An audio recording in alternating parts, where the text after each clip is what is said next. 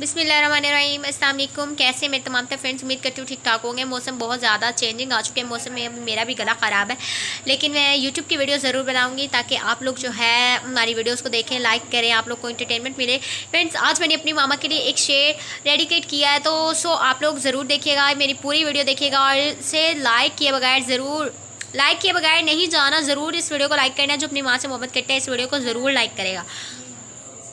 खुदा ने माँ को अज़मत कमाल दी, खुदा ने माँ को अज़मत कमाल दी, माँ की दुआ से हर मुसीबत टाल दी, माँ की दुआ से हर मुसीबत टाल दी। और कुरान ने माँ की इस तरह मिसाल दी, जन्नत उठा के माँ के कदमों में डाल दी। सुबहान अल्लाह, क्या माँ की शान है फ्रेंड्स। जितना भी तारीफ़ कर लें उनकी शान क्या ही बताऊँ। अल्लाह ताला कहता है कि बस अपनी माँ की खिदमत करो। फ्रेंड्स, मुझे अपनी मामा से बहुत बहुत ज़्यादा प्यार है और ये मैंने शेर ख़ास उनके लिए बनाया है। सो अगर आप अपनी मदर से मोहब्बत करते हैं इस वीडियो को ज़रूर शेयर कीजिएगा और लाइक भी कीजिएगा।